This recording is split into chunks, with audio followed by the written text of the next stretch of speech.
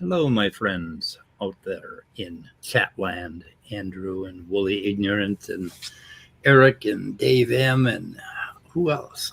James Apperson, I want to come in. Caterpillar. Wooly. Did Dave M come in? Oh, Dave M, you slid right in. I didn't even see you. Dave M. How you doing? Yep, Dave M's here. Anyway, and I don't know who I missed, but anyway, so this stream is about Salvador Cordova.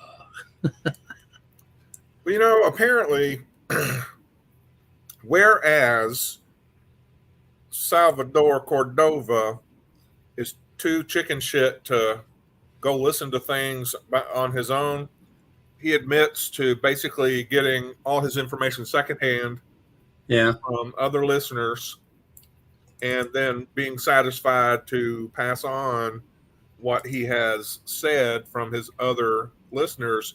However, he seemed to have a really good knowledge of things. I still think he's going out there and finding out what people are saying about him, but he only claims he gets it secondhand to seem as, it seems to me that it seems as if he's just disinterested, but I think he's very interested in himself. Well, he listens to us a little bit. He doesn't have a lot of patience because he still doesn't know how to pronounce hippocamus. That's right. It's you don't even know how to mispronounce it. It's hypocamus. Hypocamus or hypocamus. Yeah. Anyway, still don't know how to do that. You know, with the silent P. I'm trying to find. My goodness. Oh, YouTube, you are such a failure. YouTube, no, not YouTube, but OBS is sometimes a failure. We have here is a failure to transfer packets. Yeah. So anyway, last night I tuned into a Sal Cordova stream. He's been doing a lot of weird streams. He did a thing on the Civil War, and I tuned into it. And right smack in the middle of it, he goes after my daughter who was murdered almost 2 years ago and starts talking about that as his example. And then I got through that, and then about 5 minutes later, he brought it up again. And he's talking about how I pray to nothingness or something, and what good is it to be an atheist? And it was almost like he was damning me for being an atheist, that I couldn't believe that my daughter's jumping around up in heaven somewhere. And but he brought up he pulled the Smoky Saint last night, and he did it without mentioning my name. Of course, that gets him off scot-free, right? Absolutely, because we know that he made those statements totally aware that he knows who he's talking about, and that it's a dig, because he knows we check up on him because he says so many incorrect things. Yep. Hey, James Apperson, how you doing? Hey guys, how are you tonight? Doing well. You have that very calm voice. Are you sure you're not like a midnight to 4 or midnight to 6 DJ out there somewhere? That's what I need to do. Absolutely. Yeah, you got a great voice. I linked, like it. That song in the background while you're announcing it. Oh yeah. That's it. Exactly. So I came home from up north, and I listened sorry. And I listened to your stream, and the one I linked in the top of the description on the blanks in the narrative. That one from today, right? That was from today. James, are we talking about on my channel? Yeah, blanks in the narrative. That one. I think that was from last night, right? I don't think I made Oh, any okay. changes. Then yeah, maybe it was last night. I don't know. I just watched Yeah. it today. Now, But by blanks in the narrative, are you talking about historical facts that we don't have access to? Or No, but that would be a great stream. But no, I meant all the answers to questions that they don't have. You know, things that should be in Bibles that aren't. oh, okay. yeah, I would say hello to Nestle, but he is eating right now and wants to stay on mute until that's done. And so, out of respect to that, I'm just going to say hi, Nestle, with no expectations of him saying hello back because we know he's indisposed right now. yeah. Yeah. Okay, so on your stream, James, that was the most brilliant tearing a Christianity a new asshole that I've listened to in a long time. You covered all the points. I appreciate you saying that. I'm not. It makes me want to go back and listen to my own stream to find out where I was brilliant because I missed it. I mean, you just hit all the notes. I mean, about heaven, starting with heaven and going, to the whole, behind door number 3, and just it was just absolutely wonderful. And everybody should go and listen to that video. And that's why I put it in my description. So thank you so much for that. You should have heard me. At first I thought you meant on Jay's channel because last night I went on a 5-minute rant about Christianity and politics. And Jay was loving that. Yep, yeah, you did good. Yeah, God, more rants. That was pretty cool. Yeah, I might just change the name of the channel to James's Rants. So anyway, the James topic Ranterson. Yeah, there you go. The topic of basically other people's grief is never a pleasant one, and I've been, I've been growing calluses all over this thing, basically growing calluses over grief because that's what you do for 2 years, right? And last night, Sal Cordova meant to hurt me, and he did, and I had an anxiety attack. He made me cry. And so good job, Sal. You did a really good job of firing back.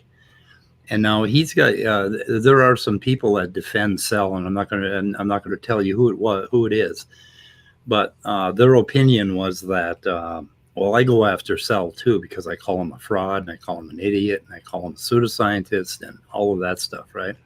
Completely different. But now, also what I go after is what he puts out publicly on his YouTube channel. Right. Mm-hmm. And what he went after is the fact that my daughter was murdered. And he went after the fact that I'm an alcoholic and a drug addict. And he thinks he's going after me being a high school dropout. But that's a myth that I developed out of humor because I'm a GED high school graduate and I went to college. So anyway, I always call myself a high school dropout when people ask. And now the difference is with Sal Cordova, when you go on his streams, is you have to listen to 15 minutes of him telling you, I published this paper and I published with this Nobel laureate or whatever. And I was at this conference and I was on the cover of this man. And that to me is a little man of bad character. And I will go after his character as he portrays on his YouTube channel. Sal reminds me of, the story, A Christmas Carol. In the movies, they have that. So what? Scrooge? Yeah, it has Scrooge and the Ghost of Christmas Future, the Ghost of Christmas Past, Christmas Present, and it has. There's that one. I think it's the Ghost of Christmas Present that has the those little emaciated, sickly children under. There's a future. The future under each under the robe.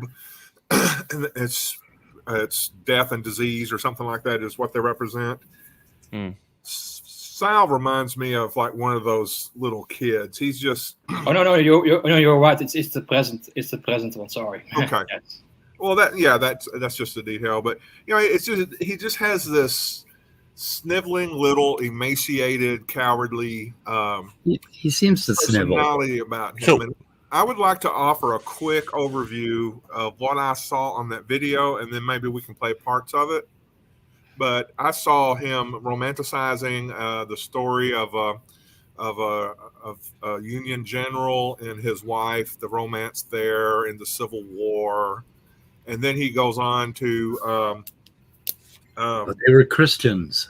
yeah, they were Christians, and talk about the hope of heaven and of rejoining, your that you would see one another again in heaven. And then he says, well, I like that better than I like some people. I know this guy, and somewhere in there he talks about ruining his brain with alcohol and drugs and stuff like that. And then he says, who says he prayed to nothingness and got comfort from that. Well, I don't like, he didn't like that. He thought it was stupid, and he let us say so.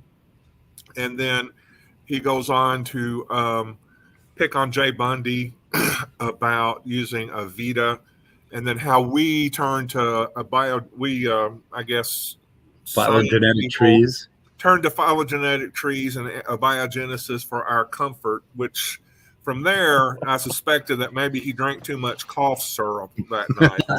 It was just, Sheesh. because when you want to straw man people like that, you've gone off the deep end. But Right. I think the reason why we're calling this episode Sal Cordova Pseudo-Christian is because there is, I don't need him going back and appealing to, I'm just a forgiven sinner. The only difference between me and a non-believer is my sins are forgiven. I was going through, maybe had some bad chili from Wendy's or something, and I had heartburn. When you have passages that tell you about, the fruit of the Spirit, love, joy, peace, patience, kindness, goodness, faithfulness, and self-control, he displayed none of that. When love is patient, love is kind, love does not boast, he exhibited none of that. And that's the one thing I want people to understand is people can be compassionate, people can be understanding, they can learn how to be helpful to other people going through their hard times. And it's not because of your religion. It's because you're a decent person who has developed empathy and compassion and helpfulness, learned how to use those helping hands and apply your strengths in a way that lifts spirits and helps people heal. That's the important thing, not these words on a paper. You make those words valuable. The words don't really do that much for you, but you make words like that valuable. And the other thing I'd like to point out is when you're a parent and you lose a child, it doesn't matter whether you're a Christian or an atheist, you feel the same grief. And I've been in grief groups with many parents who have lost children. Who are Christians, and they feel exactly the same pain. His point was that if I were a Christian, I would, I'd be rejoicing, for God's sake. It was just see her again in heaven. Yeah. And the reason I'm calling him a pseudo-Christian is because isn't Christianity not about going after a person's underbelly when you're fighting? Yeah. And I'm kind of justifying what I do to Sal, and I'm going to do a lot worse to Sal from now on, because I should rename this the Sal Cordova Critique Channel, because I'm going to pick every bone that he puts out on YouTube. But you know what I'm not going to do? I'm not going to go after his personal life. I'm going to go after what he puts out in public. And I know things about. I know one thing about Sal I could go after. About two things that I could go after. And I ain't going to do that. You know why? Because a better man. A decent human being, because I'm a human being. I'm a half-assed decent human being, and I know better. But apparently he doesn't get it. Because last night he hurt me, and there was no goddamn reason for it. And I'm angry, and I'm confused, and I'm reacting a little bit. But what I go after with him is this goddamn pseudoscience. Like, for instance, he did another Pudding Brain episode, Pudding and Alcoholics, and he had some goddamn doctor who is claiming that any alcohol at all damages your brain. And, of course, this doctor is running a commercial clinic for alcoholism, right? Oh, you mean he's thinking about making money from it? Is that what you're talking about? Not Sal, but this doctor Oh. is making money from treating alcoholics, and so he went to him. But anyway, right in the middle of it. So Sal is a biological researcher, right, or biophysical researcher, and he's written papers in biology, and he's got all these degrees. He's got a degree in biology. He's had to go and look up the word bilateral. Bilateral. Andrew, what do you think of that? Bilateral. He didn't know what it meant. He ran a bilateral temporal lobe, right? And then in the end of it, he came up with he was trying to understand parts of the brain. And then he had to go look up cortical surface. What is a cortical surface? And it's like, you shouldn't be talking about the fucking brain if you don't know. And then he had to go look up dorsal and ventral. And he came up with the wrong answer. So not many people know this, but you would if you took an anatomy course. But dorsal means the back of the animal, and ventral means the front of the animal, right? Yep. But in the human brain, in the human brain, you go around a corner, so you make a 40. Like our brains moved forward 45 degrees. So the dorsal brain is on top, and the ventral brain is on the toward your feet, right? But so he came away with dorsal means top and ventral means bottom, and it's like, no, you're fucking wrong. But I mean, and then he doesn't know what psi and phi are. He doesn't recognize the Greek. I mean, the man. That's why I call him a fraud, because him putting himself out as a scientist and him not knowing what bilateral is to me unforgivable. I'm sorry. Yeah. Like I said, I've had none of the training in biology that he claims to have had. And you figured it out. I know what a hippocampus is. Well, it's actually nothing. He means hippocampus. But I want to say one more thing. I'm going back up to find Nerdy Rodent's comment about, there we go, Sal is a waste of human skin. And I can't find it now. Darn it. I just want to say the reason why I'm saying amen to what Nerdy Rodent said is because it's Nerdy Rodent, and you might as well say amen anyway. He's a sharp one. Yeah. Okay, if there is a universal principle that is transcendent above all, it's this one. You don't make fun of the way somebody finds comfort in loss and death. If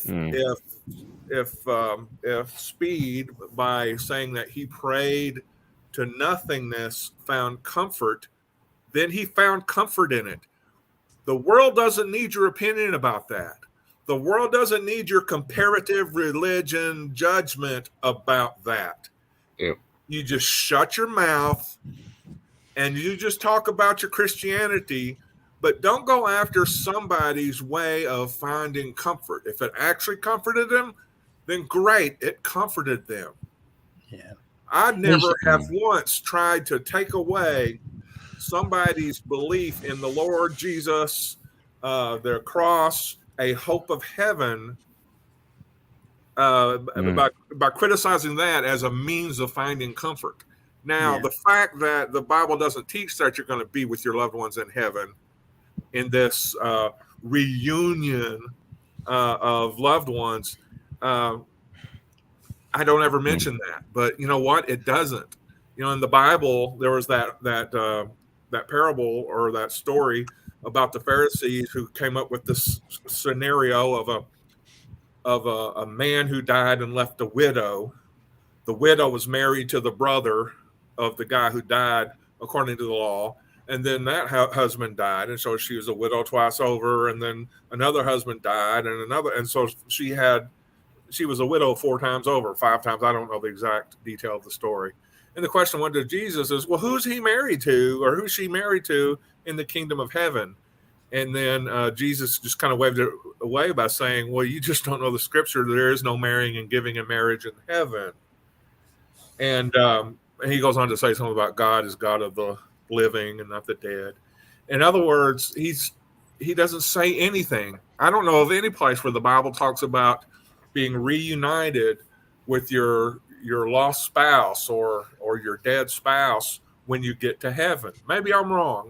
No, the Jews didn't have any of that belief. That's a later belief. So as a Well, Christian or as a former Christian, because we have some smart people here, please correct me if there's something in the Bible that teaches that you're going to get to, hang out with your family and have family dinners together throughout eternity with your, as you also have been changed in your brain to forget the fact that your youngest child is in hell because he or she never believed, and you're having that memory of that person wiped out of your mind just so that you'll not be unhappy.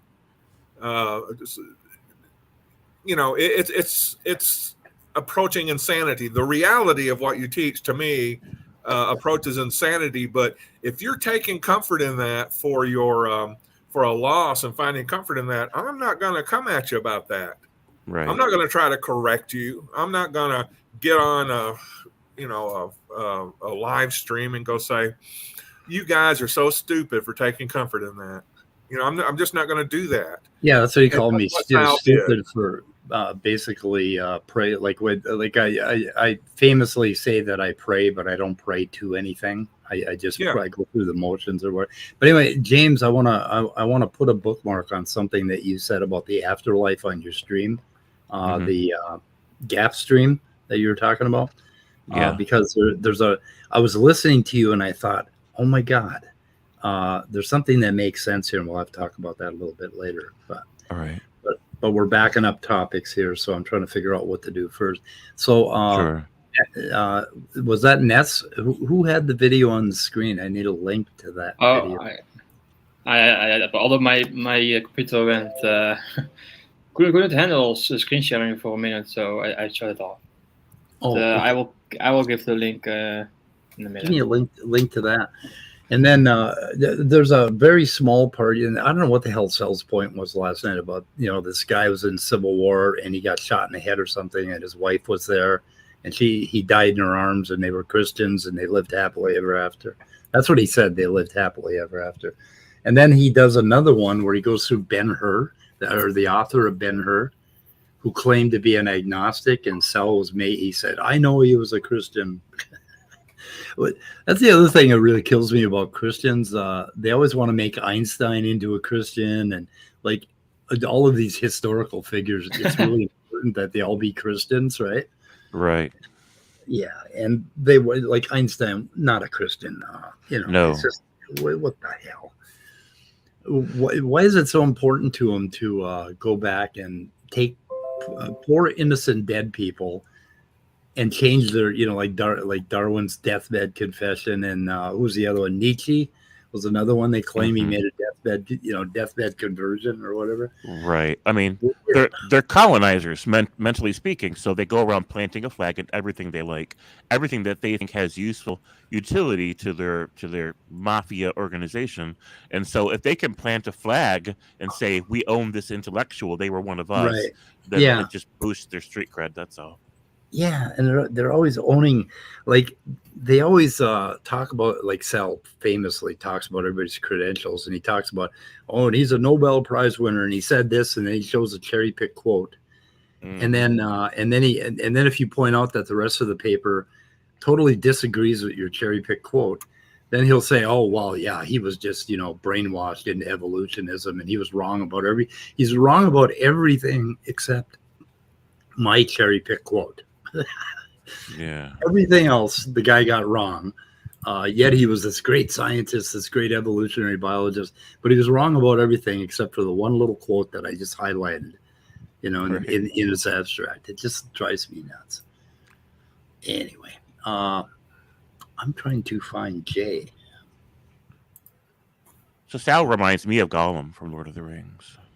He kind of does. I've always said that he sits way too close to that camera. He needs to back off and frame himself a little better. Yeah. But and then S.J. Thomason reminds me of Nellie from Little House on the Prairie. Oh, I wanted to point out our Archbishop. The other thing, Archbishop Richard Forstchen is in our chat, and he just left. Oh, where'd he go? He says he has to drive now, so I guess he was maybe at a. We linked him on Wednesday's weather report. He has a very humorous channel that he made me laugh. And you know him. He mentioned being an alcoholic, and a few other people have mentioned being an alcoholic. How do alcoholics feel? Sober alcoholics, particularly people that have been sober for 40 years, or 10 years, or minus 16. How do you feel when somebody comes by and tries to claim that you're brain dead because your brain is damaged beyond Well, hope I of mean, recovery. let's be fair. I mean, Jesus preferred wine over water, so what does that mean? Yeah, for he him? did. And the thing people don't understand about alcoholics, and the reason that they miss a lot of people who are alcoholics, who they think aren't alcoholics, or people who don't think, that don't think that they are themselves alcoholics, is because alcoholics most often don't drink all that much. Not as much. I mean, there are some people that really chronically drink alcohol, and those are people that get vitamin B12 deficiencies and they end up with brain damage. But most alcoholics just drink enough to fuck their lives up and they call it quits. It's like, Right, job done. yeah, job well done. They, like, my dad drank every weekend, but he certainly wasn't brain dead from alcohol. It's like, fuck. Anyway, clear that. So he keeps doing these pudding brain things, and he claims he's doing it as a public service, and he's doing it specifically to get back at me, which I was very proud of that, and I was happy. The only problem I have with you, Sal, is you were a fucking scumbag last night when you brought my daughter up, and you landed one on me. Yeah. And I just don't see why anybody would go that low. You can't be a real Christian.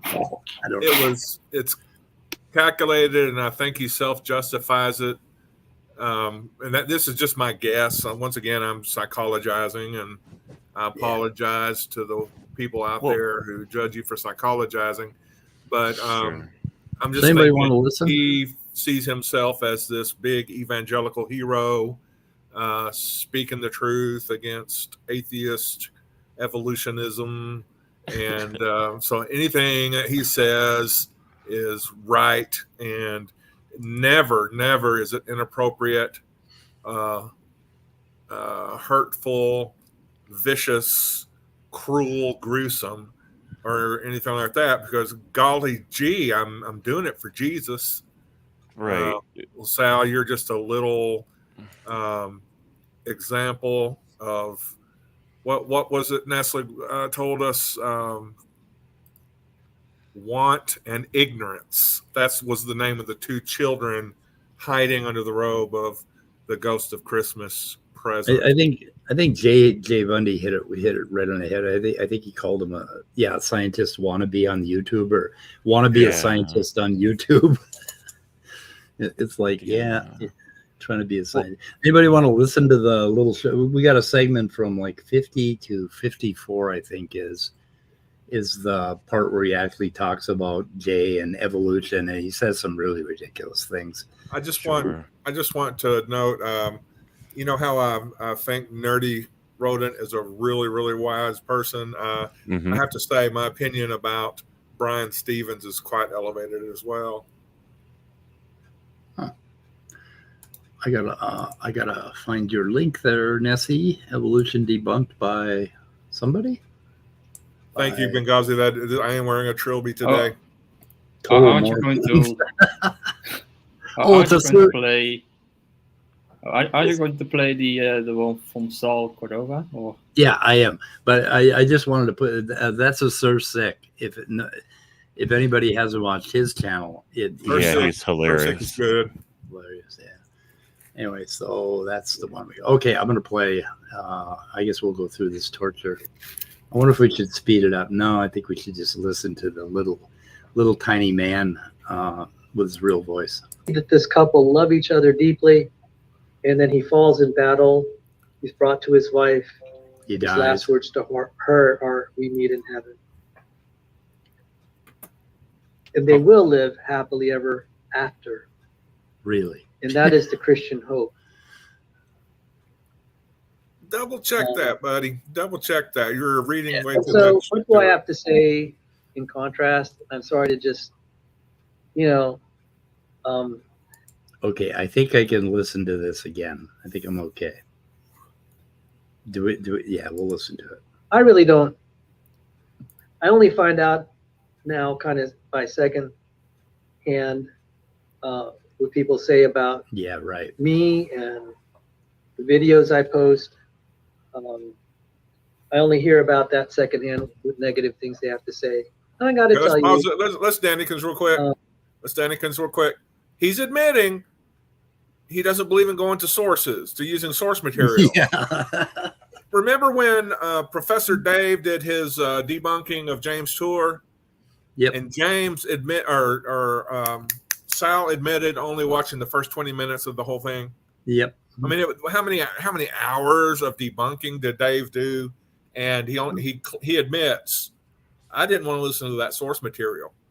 Some people are so full of themselves that they can't stand looking at anybody else's work, I guess. I know.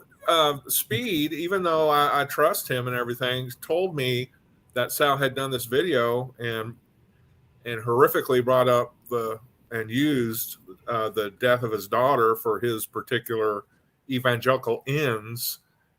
And I went, man, that's lousy. But I went and made myself listen to his crap. And you so might listen. You might listen to this, and you might think I'm a fucking snowflake, right? No. Really didn't say that. Link, stop that talk, and just let it run. You're not being a snowflake. But it fucking set me off last night. Of course, I'm on a trigger anyway. Her birthday's in next week, and and the anniversary 2 years is coming up. You know, you're going through a tough time. Yeah, I'm on a trigger.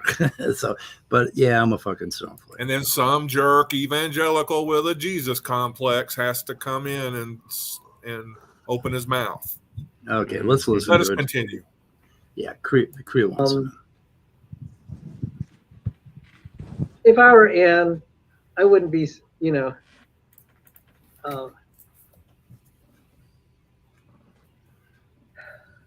I mean, if you're... Was that Constance? Did he have a moment there where he thought maybe I shouldn't say this? I think so.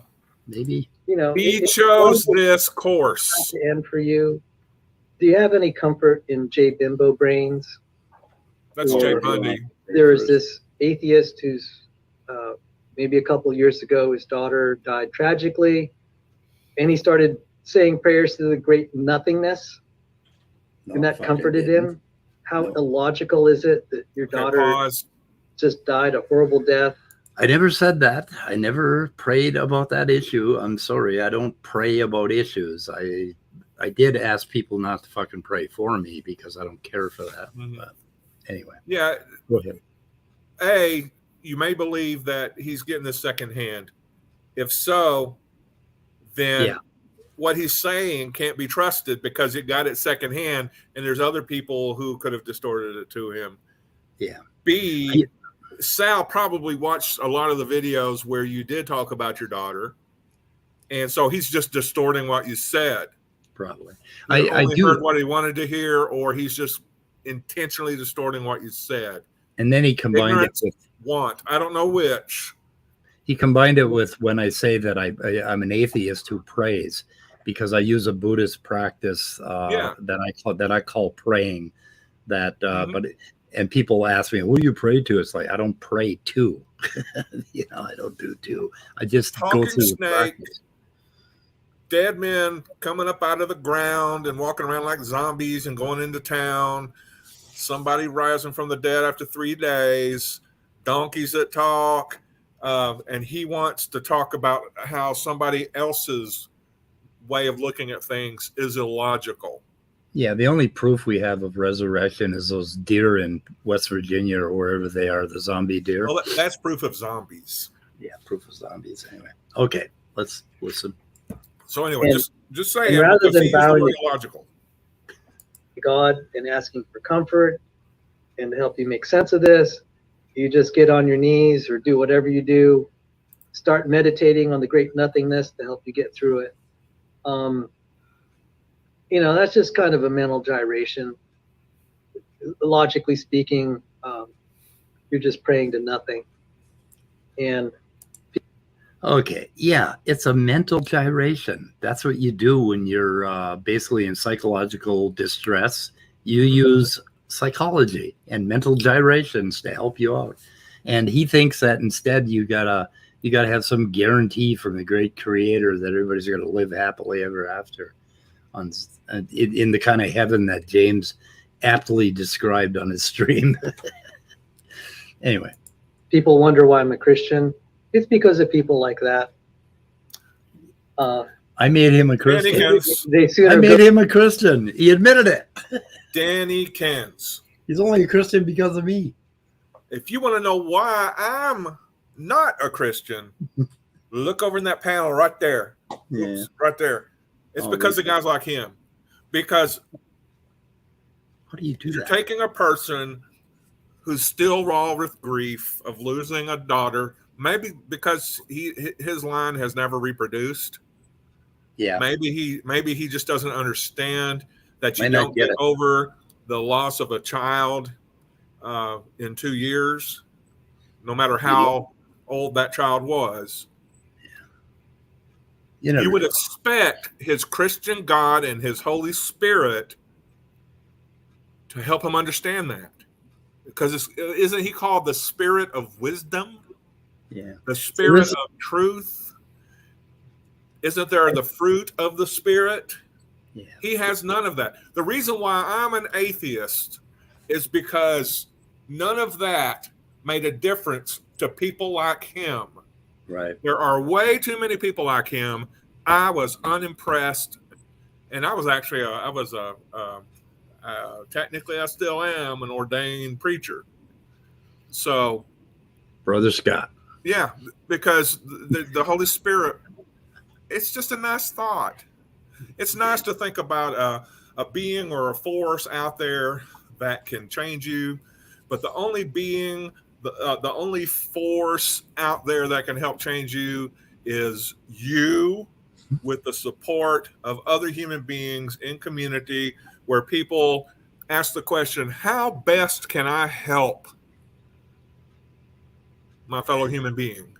Okay. And really look into it and study it and figure out what works. But David, as far as what made me a non-Christian, it's people like him. I'm not impressed, Sal, and you're one of the reasons why I'm not impressed with Christianity. Congratulations. That's what I'm calling him, a pseudo-Christian. Dave M just figured something out for me. It just locked into place. When we die, there isn't a hell and a heaven. There's just heaven. Okay, the atheists go to hell because they have to go to heaven and spend the entire eternity with religious people. That's our hell. Yeah. We suffer. I would suffer. And I think heaven, like as near as I can figure when I was in Presbyterian Sunday school, is like an eternal Sunday mornings at Sunday school. Like for eternity, you're in Sunday school on Sunday morning or in church listening to the most boring Presbyterian sense, whatever the hell they call it, sermon. Okay. He gets to. Do you know why he went off on me? Because he heard that you guys were talking about him on Jay's stream last night. That's kind of what led up to all this. And just listen to what he says about Jay and Avita and science and shit. So it is something they know is a lie and is worthless and pray to it. They will take comfort in evolutionary theory. There we go. Which is not proven, or abiogenesis theory, which is not proven. There's a lot of evidence against it. They'll try to argue that there's no miracle. And what does it gain for you in the end? For those of us who are close, just like I was reading accounts of people in the battlefield, the reality of death faces you. What salvation, what comfort, what consolation is there in evolutionary theory? There's no salvation in Charles Darwin.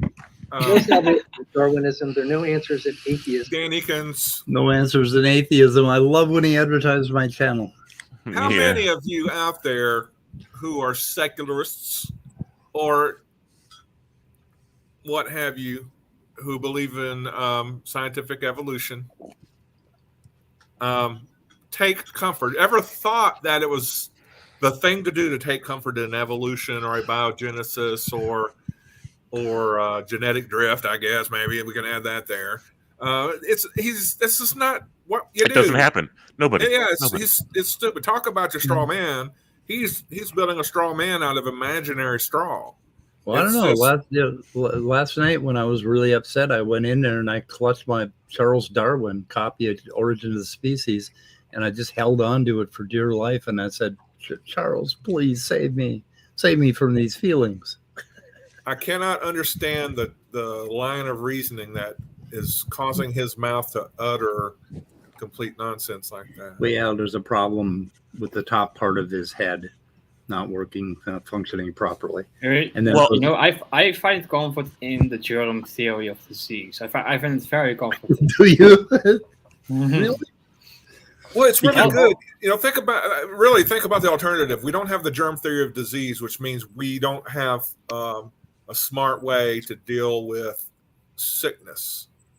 And so what's happening? Why am I getting sick? Why is my child getting sick? Why is this infection not being, getting any better? Why am I about to have to lose my leg?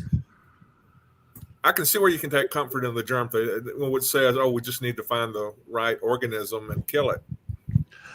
But imagine if Sal would have been streaming this a few hundred years ago, he would have said, you atheists take comfort in the theory or germ theory and gravitational theory, neither one of which have been proven yet. Right. And there's a lot of evidence against them. Right. Yeah, lots of evidence against them. Vesta. So, and of course, my hay fever from all the straw. Okay. Yeah. Okay. Moving on. And in fact, there's not even scientific proof. There's plenty of evidence against. There's no proof. There is proof. There's no proof. Evidence. There's proof of God, and yeah, the God is proven, right? Than anything that we know. Go ahead. Dannykins is all positive. James, you don't know, but people say Dannykins. We used to say foreskin, but Danny was offended, so now we say Dannykins every time we want to pause the video if you want to say something. So it's protocol. Very good. I'm in the club now. I have to use the words. Yep.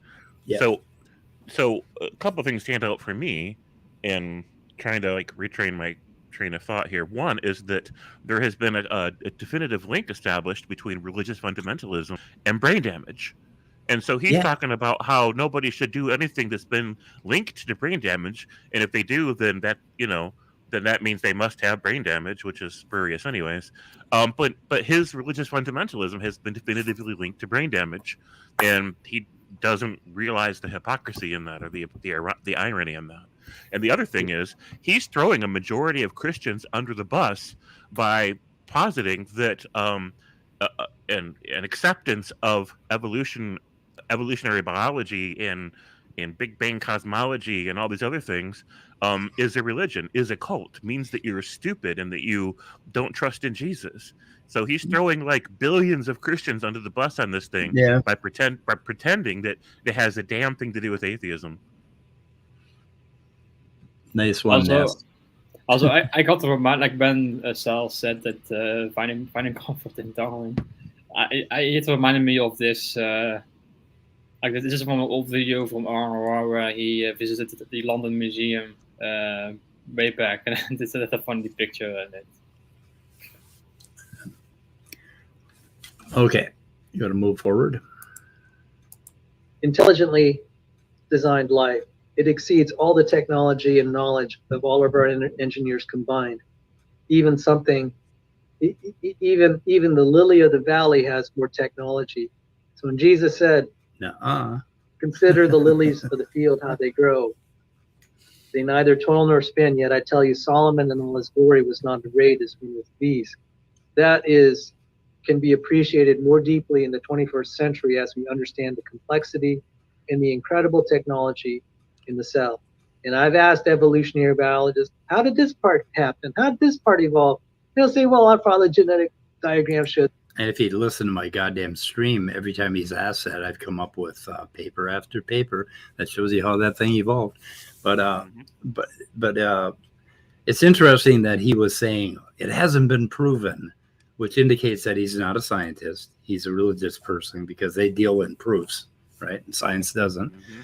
And there was another comment, but then I lost it. But we'll go forward. And maybe What every elementary age child or like 5-year-old child thinks Disneyland is kind of the way Sal views science.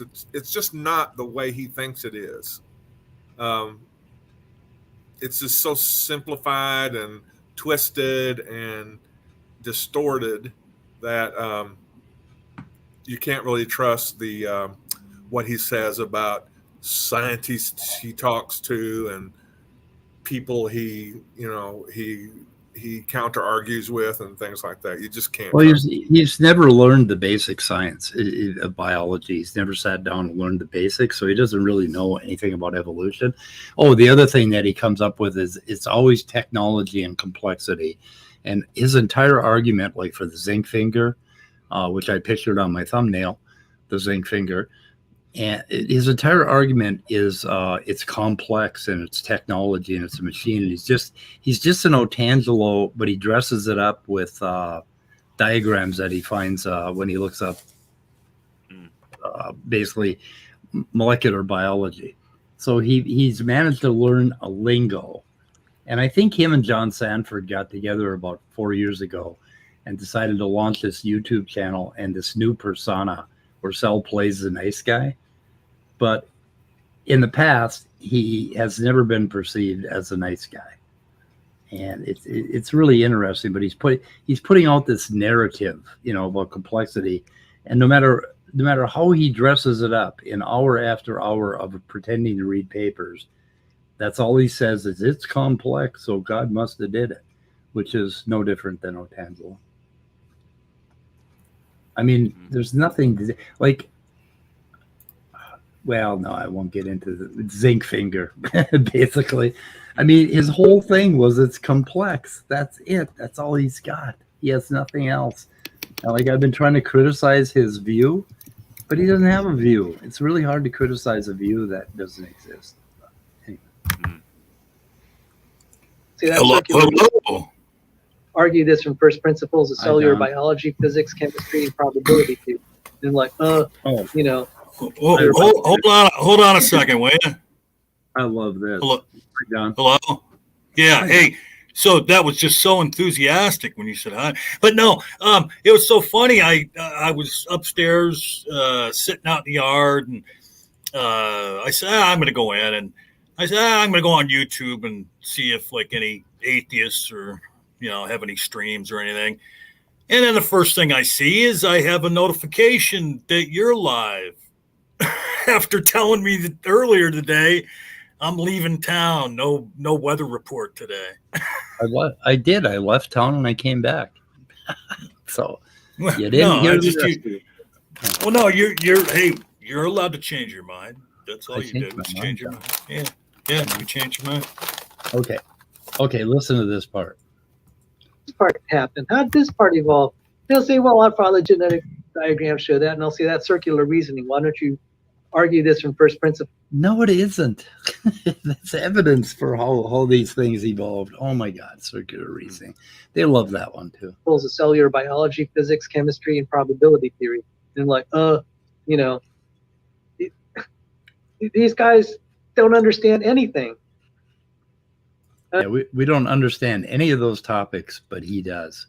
And he had to look up bilateral. Hippocampus.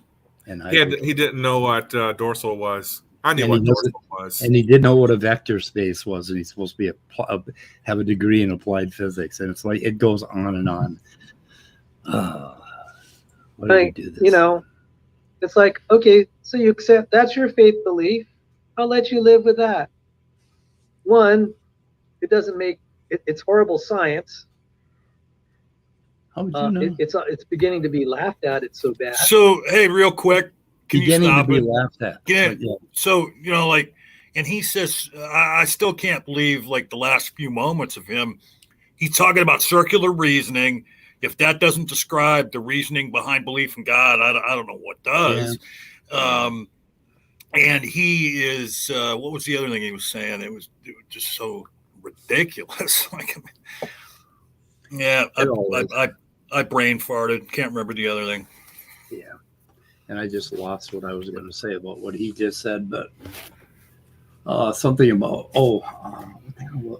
laughed at? Who the hell's laughing at evolutionary theory except for a bunch of handful of creationists on YouTube? Well, I mean, you know, in that biology lab that he is supposedly a researcher in, there might be some chemicals that get too close to the Bunsen burner that form a gas and make you laugh and giggle. Scott, that's his Bunsen burner right over his left shoulder. You see that? Oh. That big long light, that's his Bunsen burner. This is his laboratory. This is the only laboratory that this joker has ever seen. And he's a biophysical researcher. So by Bunsen burner, you mean candle? Yeah. Okay. But no, I remember when and I'm getting sick. It's not just him that does it, but I'm really getting sick of it from apologists that when they try and equivocate on that faith thing. He's talking about, if that's have that faith in that. I mean, because they're not. He's saying faith as in, the other definition of it. He's not talking about religious faith. We don't have religious faith. We have, trust in certain things because, we have researched it, or we have trust in the individuals who came up with it. And he wants to call it faith. It's not faith. It's not. I didn't wake up one day and go, yeah, you know what? I'm just going to believe the earth's round, on faith. Like, come on, man. Yeah, Benghazi, he didn't know what dorsal and ventral meant, and he didn't know what bilateral meant. I mean, there's so many things that. And what was the other one the other day that he had to look up? Oh God, I forget what it was. It's just he has to. I don't. How do you cortical surface? Yeah, but there was more than that. There were like really simple things because a lot of people don't know that most of what your cortex does is in. Basically a 5 or 6 millimeter layer on the surface of your brain. That's where all the actual neurons and synapses are. And all the stuff in the middle, the white matter is the wiring. Like if you've ever seen like a mix, like a sound studio, you pull up those boards and there's just millions of wires under them, Yeah. An old-fashioned one, not a modern one. But anyway, the brain is kind of like that. But so I can forgive people for not knowing that. But then, if you don't know that, why are you talking about the brain? It's just right. So here's what I think he needs to go get some brain scans for himself, and he needs to tell the doctor to focus that machine on the right side of his supramarginal gyrus, where accountability and guilt and compassion are generated, because I'm sure the doctor's going to say that it didn't develop, or it's completely inactive. It's dead. It's dead, Jim. Yeah. Or you just didn't have the genes for that. It never developed. Never happened. Okay. 2, it's probably wrong. And 3, it doesn't give you hope in the time of death. So there you have it. Okay, is that the real crux of the matter? That science is supposed to give you hope at a time of death? Yeah. Evolution, evolutionary theory is supposed to give you hope in the time of death. It's about how life diversifies. It's not about the fucking facts. Who's going to hug you when you're dead or something like that. It's. If I want to think about who's going to hug me when I'm dead, then I don't turn to science. That was never my first instinct. Can I ask a question? Okay, why do you need hope at the time of death? If you're going to heaven, if the whole idea is to get with God, then why do you need hope at time of death? Shouldn't that be the most joyous occasion of any Christian's life when they're dying? Right. So I read a study several years ago that says that people that believe in an afterlife and that they have to earn their way into it by having enough faith and things like that, when they're actually on deathbed, it becomes a curse, because they start really, really doubting and questioning whether or not they had exactly the right understandings for their doctrines, and whether or not they had a consistent and strong enough faith, whether God will say that was enough to let them in. So it provides them comfort until they're about to die, and then it gives them all kinds of dread and worry. Yeah. My worry is that if I got to the pearly gates and I saw Sal Cordova there, I'd say, nope. Turn around. Best. I could just see Speeds at the velvet ropes at the door. And he's like, hey, can I just look inside and see who's there first? Yeah, exactly. Yeah. Maybe I don't want to be in this club, Yeah. Okay. Know why I'm a Christian? I see people like Here we that go again. atheist who was praying to the great nothingness after his daughter was horribly killed. And I'm like, no, that's not true. I want to point out again that no. What the fuck? Yeah, I didn't pray to the great nothingness after my daughter was horribly. Wait a minute. No, Wait a minute. Has he been doing this, Speed? Is this something he's been doing lately? Yeah. He just did. He just did it last night. That's what this stream is about. What a fucking piece of shit. Sorry for the bad language, but he is a piece of shit. Oh no, that's perfect language. Yeah. Well, and the thing is like I affectionately referred to another person in our sphere as shit stain. I think I'm going to have to put that on Sal now. I think Sal's the new shit stain.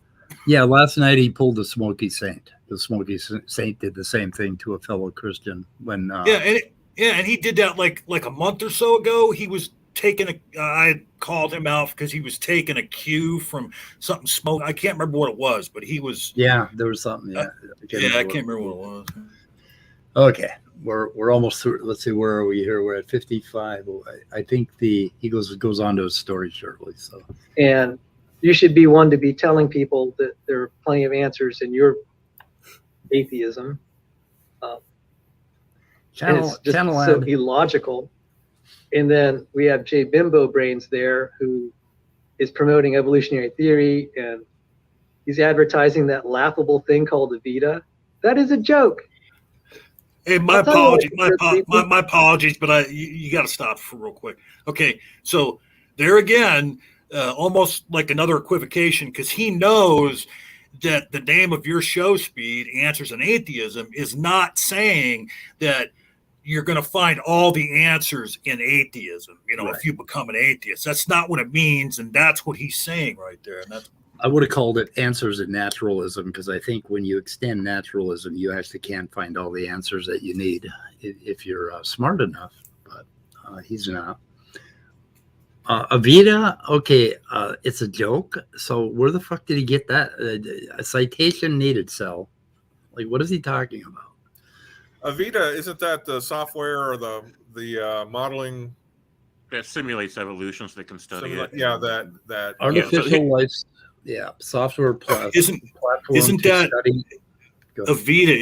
Isn't it? Don't Cry for Me, Argentina. That's Evita. Yeah. I think this is. Okay. Sorry. Yeah. Beautiful song though. I love that song. There's a wiki entry on Evita, and I believe that Jay's group in Michigan. University of Michigan developed it, right? It seems to have come from somebody that he had worked with. Chris Adami, or is it Adami? I think it's Adami. Chris Adami is somebody that these creationists cherry pick quotes from all the time, and he was behind this thing. Michigan State University, which is where Jay Bundy is affiliated. And I got a cat, right? Okay, cat, we got to move so I can move my mouse. Okay, sorry, cat. Yeah. Okay. I'll have to tell you the story about Snack getting out last night, too. Got out of the cat fence. He almost got eaten by raccoons. It was horrifying for Snack. Yeah. Okay. Before we move on to Lew Wallace, Lenski, who was a pioneer of Evita, listen to this. Designed it so that complexity was selected for, and you could build complexity through selection. But his own experiments showed that selection selects for simplicity. Look at the 2017 paper, lead author Cauchy and Lenski somewhere in the list of co-authors. It says, the genome decays despite sustained fitness gains. I couldn't think of a more apt title to represent evolutionary theory, the nonsense of it all. That reproductive success increases at the expense of complexity. I'm glad he's That found an means- audience of people that don't know what he's talking about to, Right. to Yeah, so strut he all could this just stuff in front of. yeah. So this is why he's a fraud, because he's creating a narrative. That Evita's a joke and Lenski's experiment only showed that lack of complexity. He picks one paper. This is why he's a fraudulent pseudoscientist on YouTube. Anyway, I don't think there's much more. And he gave experimental evidence that falsified Evita. And I saw that coming, and I'm just going to gloat. And that's you, Jay Bimbo Brains. That's about your level of science and your understanding of population genetics. It's pathetic. Jay, hey, wait a minute. Is that him going out? Is that him going after Pocket Lock? Yes, it is. Yes, Oh. it is. Jay Bimbo Brains. Hi, Jay. How you doing, sir? Had you heard this before? Jay? Haven't even been listening. Now, question number one is this: who disrespected my man's family? Sal. Who's what? Oh, Sal's the yeah, one Sal. causing the problem. Yeah, Sal. Sal Cordova. Yeah. I Oh, gotta is turn that you a on. video? Is that a video of him? That's a video. Yes. Yeah. Oh my And he God! was just I now thought that was talking shit him. about you. I was. Oh my goodness! Yeah, he's not. We thought He's he was not in here. here. He's No, a he's- little afraid of that. So Yeah, wait a he's minute. It's just a coinky dink that he popped in just as Sal was shitting on him. Well, he yeah, also- it is. I'm doing my own stream, but I got the link. You sent me a link earlier, and so I just started my Yeah. show. I took a call, Yeah. and then I remembered that you sent me the link, and I was like, let me jump in and see what's going on. Yeah, he but, also called Evita a joke. Yeah, I know. I wanted to kind of know because somebody else let me know that he was like an anti-Evita apologist, which is hilarious. yeah, he made the claim that it's programmed to select for complexity or something. Why don't we replay and- that for Jay, and that way he can hear what Sal is saying. Okay. You want to hear it again? Okay, Jay, and I want to point out that Sal didn't know what Evita was until like probably a few weeks ago when you came on the radar. Really? Yeah, no. now he's well. I'm not sure of that, but I'm pretty sure somebody, that he never. somebody told Yeah. me he shot on the video. I had to ask because I thought that was like before he knew about me, but I'll ask and see if they think it predates me or if it's new. But if it is, that's hilarious. I've never heard him Speed. mention it before. So Speed, remember the other apologist that was in the stream and then after the stream backstage, and he's talking shit about evolution all the time, and he had to ask you what an allele was? yeah, right. I remember that guy. That would be Donnie Badinsky, standing for truth. App title. Oh, Donnie, represent yeah. evolutionary Be theory. honest, I'm cool with Donnie. There's always like there's weird friendships and allegiances. Me and Donnie are cool, but Donnie, like to me, Donnie's a buddy, like a fellow wrestling nerd. He just works for the other team. Like Yeah. like I don't even like we're cool though. Like he's fine. Like he's a mod on my channel. Yeah. I think Donnie's we're We're gonna have a conversation on Sunday, Jay. I hope. Well, yeah, you and I'll give you something that's interesting though. I'll Yeah. just say I've heard the other side of some of those stories. Uh-oh. Yeah. Okay. We'll compare notes because you're new to that community, and there's a lot of history that we have to go over. Yeah, but I don't want to go over the history. Oh, you don't? Okay. Not really, not particularly, because it's none of my business. Yeah, we want to talk about something else then. Yeah. Plus, you got to remember, I'm so much deeper in this than most of y'all think. I'm just over it. Like I have my family's full of my grandfather's a bishop. I'm a worship drummer. Like I'm deep in churches, so I don't. Yeah. You know what I mean? Like it doesn't matter. I'm the guy that's going along with these people to retreats and conferences, and I'm in church with them every Sunday and Bible study with them. So it just doesn't bother me anymore. It's like I'm totally. It's just like in one ear out the other. I have the same magic funnel they do, in one ear and out the other. But this shit.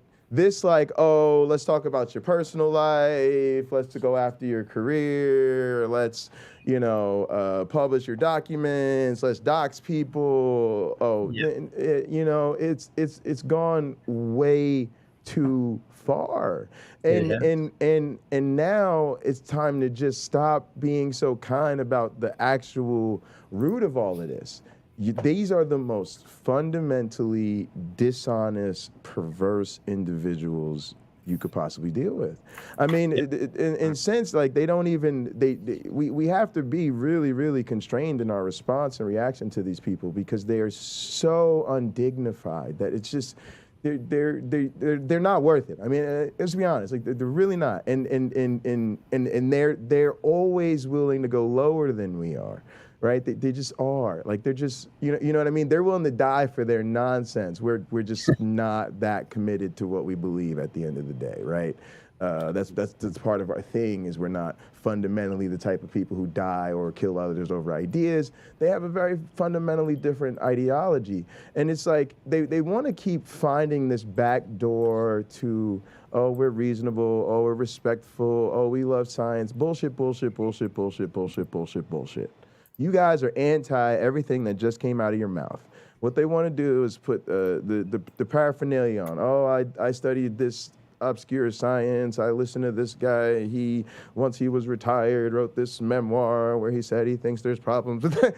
Fuck out of here. Yeah. You're a joke. Okay? And I'm going to tell you to your face, you're a joke every time. Because you don't deserve the integrity of being treated like you're some sort of well-reasoned and researched, you're a professional moron. Right. Biophysical researcher. Yeah. And with no dignity. Like, and you see this and it's like, no, go fuck yourself. Now you're not even deserving of being treated like an adult, right? You're not. Adults have restraints, boundaries. We understand there's shit you do, shit you don't do, shit you say, shit you don't say. You know, you don't bring a grown man's family. James Apperson, right? The Mike Tyson quote. These people have gotten too used to disrespecting people without getting punched in the face. Punch in the face, yep. Yeah. Okay, you want to listen to this? Not really, but yes. Oh, yes okay. And no. Well, cruising for a fucking miserable time, I guess. If you could just explain Avita, a bit so that we would, understand what it does and what it's trying to. They're just evolving computer programs. When they start, they literally can self-replicate, so they can copy themselves. They have a copy loop that is programmed. The rest of their genome is usually what we refer to as blank tape. It's just null operations instructions that don't do anything. From there, they are subject to mutations and natural selection and competition over limited resources, right? They're computing with each other for limited computational cycles to reproduce faster in limited spaces on whatever, environment, normally a grid that they're represented in memory or whatever. And then, we program the environment. We say, here's what's available, here's a resource. If you evolve this computation, you get this kind of boost for it or whatever. But it's no different than going in the lab, like the Lenski lab or anything else, and saying, here, we're going to put a bunch of salt water in a flask, and we're going to put exactly the same amount of glucose in it. Oh, wait, we're doing this other experiment. Take the glucose out, put maltose in it. That's what we're doing, but they're computer programs, so you have to give them a computational equivalent of resources, and so we basically so we call it natural selection in an artificial environment, right? So we program the environment. They have an initial copy loop. We seed the populations with the ancestor that can reproduce itself, and then we let evolution do the rest. So most of their apologetic arguments. Actually, I don't know if you guys can hear this. I mean, my heart's beating, my hands are shaking, I mean, I have to admit, they make me very nervous. I'm very scared because I'm sure you can imagine, as people who do this for a living, and myself, somebody who's trained by the person who wrote Avita, and the team that maintains it, it's all stuff we've never heard before. And it's real big problems with evolution. And we sit around and we go, God, I hope nobody hears from that Sal Cordova, because if they hear from that Sal Cordova, it's just going to just ruin us. And it's over. It's it. Might as well go home. Hand in your PhDs. It's over. Sal's got it to us. We're fucked. Okay. I'm going to play. I bet we're going to repeat this. We're going to repeat this. I'm going to smoke weed so I have something in my mouth so I can actually listen. Oh, you're going to need it. Trust me. nonsense of it all, that reproductive success increases at the expense. He's talking about Lenski. Should I go back further or what? No, Well, if you want to go back to the Avita stuff, I think. Oh God. No, I want to hear the Lenski stuff too. Okay. To build complexity through selection. And I'm like, no, that's not for me, dude. And you should be one to be telling people that there are plenty of answers in your atheism. I went back far enough. And it's just so illogical. And then we have Jay Bimbo Brains there, who is promoting evolutionary theory, and he's advertising that laughable thing called Avita. That is a joke. Wow. I'll tell you why it's a joke briefly before we move on to Lew Wallace. Sweet. Real quick, wait a minute. So Design- I don't understand what that dig at him is. That you are a promoter of evolutionary theory, like promoter. What the fuck does that mean? I think that's great though. I'm happy. You know, I prefer like savior, cult figure. You know what I mean? Mythic hero. Yeah, prophet. Let's go. Jay is. I have a title. It's the Most High Apostle. But if, I don't expect the. Well, I'm going to give you a new title, Jay. Jay, you are the Don King of evolutionary theory. Boom! I love it. That's perfect. But yeah, that's a good one. So I don't think I always like to remind people that I don't really like to argue with morons, right? So if Sal and I were to actually sit down over coffee, which I don't know is a good idea because I'd probably just want to throw them on as soon as possible to maximize the temperature when I do, right? It's got to be hot as it's scalding. You can't sit here for fucking 5 minutes, let that shit cool off before I pour it on his head. My real argument is, bitch, tell it to the National Science Foundation. They fucking love us. They gonna keep all your tax money.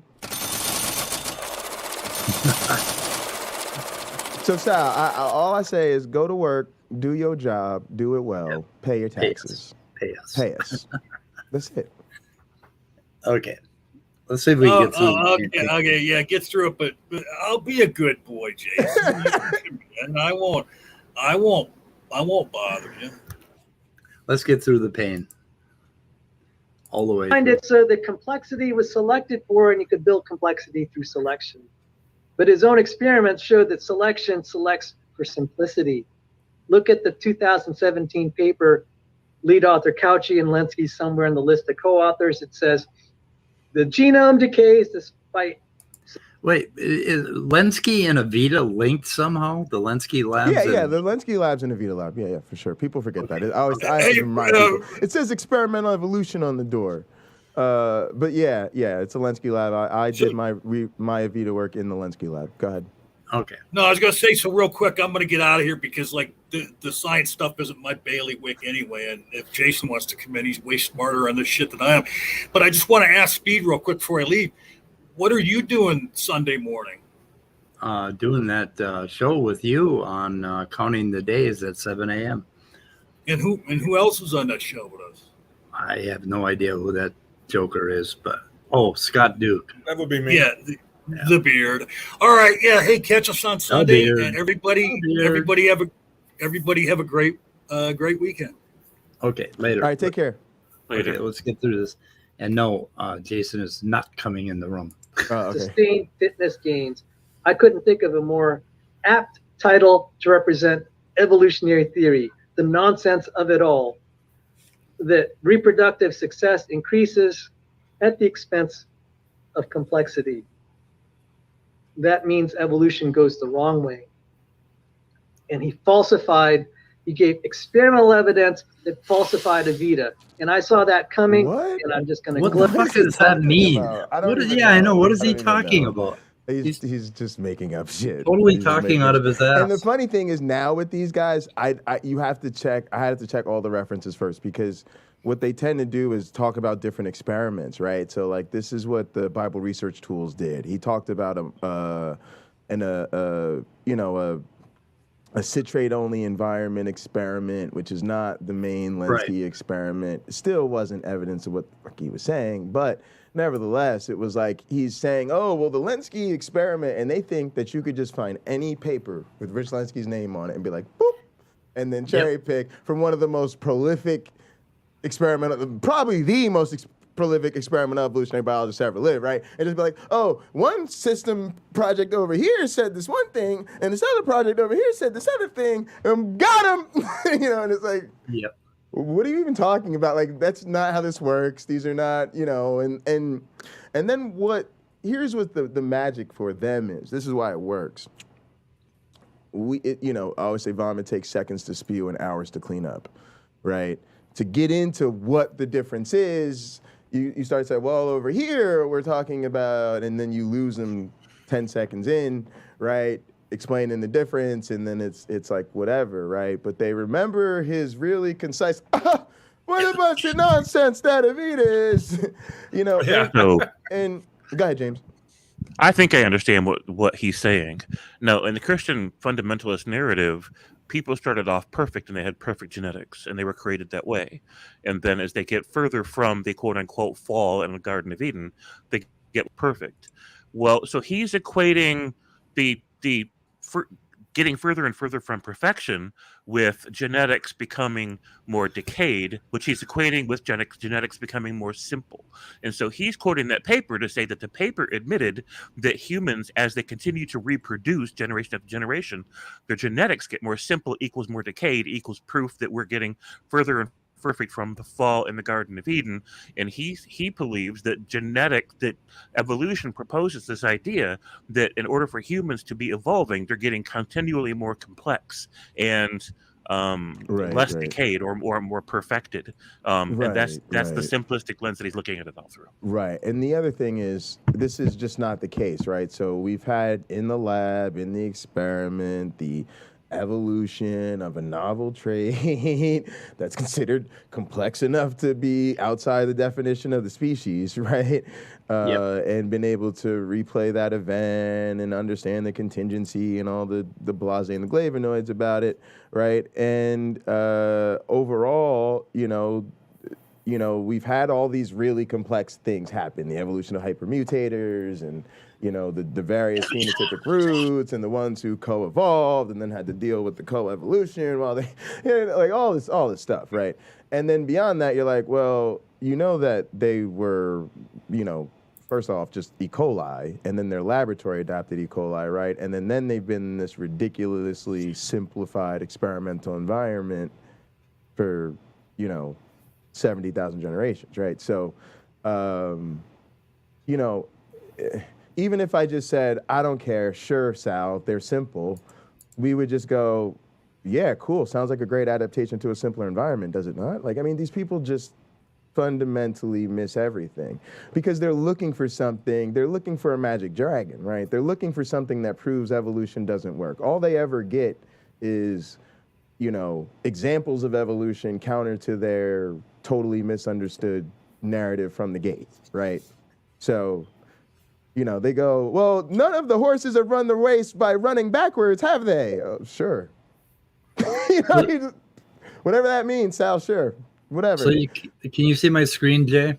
Yeah, okay. This is a paper that he's talking about. It's Kusi or Kauchi or something. Oh, okay, right. Yeah, and Rich Lenski's one of many authors, sure. Okay. Right. And he basically cherry picked that headline without Sure. I don't think, and I think I haven't read the paper, but I'm pretty sure that it's just. And to be honest, if you even knew how to read titles, for the most part, if you're training somebody or somebody is, you know, on tenure track or whatever, wrote the grant, for any reason is the lead author, you might have the lead author and the first couple too, right? Something, so-and-so. And then normally the most important ones are then in the back, right? Schneider, Tenayon, or you just have them listed alphabetically. So, which I think is the situation here. They're just listed alphabetically. So, you know, to call this a Rich Lenski paper is you know, lots of people study those lines, right? So those lines are, you know, they don't, you know, I wouldn't even think Rich would want to say that he's the proprietor. First of all, he isn't any longer, right? It's moved to Texas, right? Yeah. To the lab of Jeff Barrick at Austin. So, but even when it was, propagated in the Lenski lab, he sends it everywhere, right? And there's a graphic on the door that the long-term evolution experiment never sleeps. And so it's this graphic of just all the labs all around the world, right, that have samples from the long-term lines or work on these questions. So, you can literally pick anything in our field that has anything to do with the long-term evolution experiment. That doesn't necessarily mean that it's, coming out of Lenski's lab. But nevertheless, like you said, this is just nothing, right? Yeah. So mutator genomes, yeah, they're hypermutators. They have lots of That's what they're mutations. Who talking cares? about. And Sal is extending that to all genomes decay, right? So he sees mutator genomes and he misinterprets. It says right in the abstract what they're talking about, the hypermutating strains, and they're talking about they basically dump information or dump some of the genome. I haven't read any more than the first 2 paragraphs, and I know I didn't read any more than the title. I didn't even look at the abstract. Yeah. Anyway, didn't have to. It's just, right?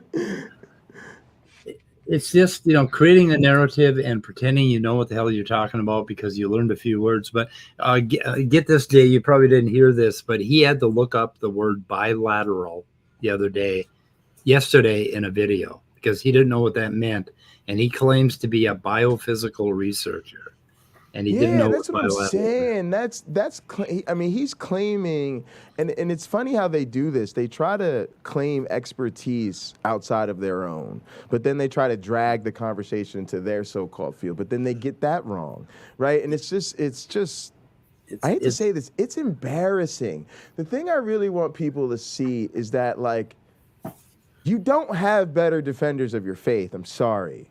This is what defenders of the faith really look like. They're just pathetic. They're just pathetic people. I'm sorry. It's just sad.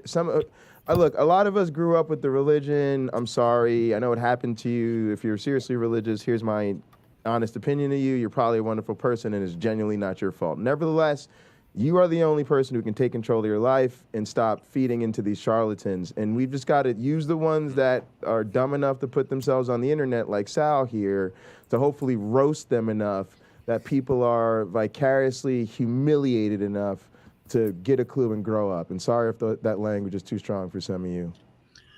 We like strong language on this channel. No, I'm just disgusted with what happened to you, man. I've had my own things where it went too far, and it's like if it wasn't for the uniquely wonderful people that I have in my life, I feel like, if they'd have gone at somebody else, it could have ended a lot worse, right? And so it's just not okay for them to, so go outside the bounds of human decency. And I just want to hold it up to people and say, these are the defenders of your faith. So you've got 2 choices: abandon ship or at least go at them like you go at us. Until then, your claim to morality and civility and hope and peace and love, out the door, not trying to hear it. Mm-hmm. Can't argue with that. Everybody, go ahead. No, James. Anybody that's personally experienced dealing with somebody with narcissistic personality disorder in their life, whether it's a parent or a sibling or a ex-spouse or a current spouse, and if so, you have my condolences. This should all look very familiar. The same patterns of behavior. It's just now, I'm not saying that all religious fundamentalists have narcissistic personality disorder or sociopathy or psychopathy.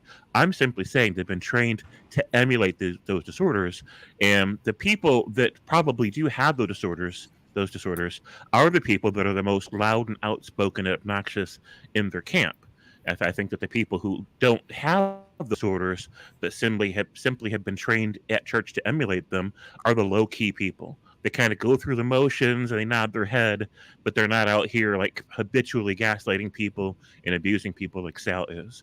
So, but it's a social ecosystem. There's no there's no Trump without Trumpletons. I take Trump, Republican, and Tin Hat Brigade, Trumpletons. All right. So without the Trumpletons voting for him, right, there's no threat, right? But also, here's what we have to realize. Without him, there's no access to power for them. Why? Because we're not going to give racists access to civil authority. We're not going to elect people who don't have a clue what they're doing, right? I remind people this. If you have a two-party system, let's just call it what it is. I ain't saying right, wrong, or different, just is what it is, right? And let's give the Democrats what they are, the lesser of two evils. So as the lesser of two evils, if you want to get power on that more legitimate side, I ain't saying they're good. I'm just saying it is what it is, right? It's like, you got to compete with who? Cory Booker, the Squad, Nancy Pelosi, Chuck Schumer, right? Now you can say what you want about these people. We don't gotta like them, but these are some very serious folk, right? Like so the paths to the top ain't easy. Because they're filled with very legitimate public servants who have very serious power and funds and all of that. You ain't getting up in this club on that bullshit, right? But this other side, where the whole foundation is based on just, moralizing and just, preying on the gullibility of the particular masses, right? And their white replacement theory or whatever. The mafia model. The mafia model. Then that's the only side you can go through. So it's, again, this mutual ecosystem where they need their radicalized candidates because, again, that's their only access to power. And them Trumpletons and the Marjorie Trader Greens and none of them have a day job right now. If not for these people willing to vote for them. So we got to let, on the flip side of the religious stuff, we got to let the pew fillers know y'all are basically enemies of the truth at this point. I'm sorry, I hate to break it to you, but if you were sitting in your pew thinking you were an innocent bystander, just paying 10% of your income to an empire that is tax-free and has not solved a problem ever, like you're just footing the bill, right? And if you don't consider yourself an evil person, then you got to stop funding evil immediately.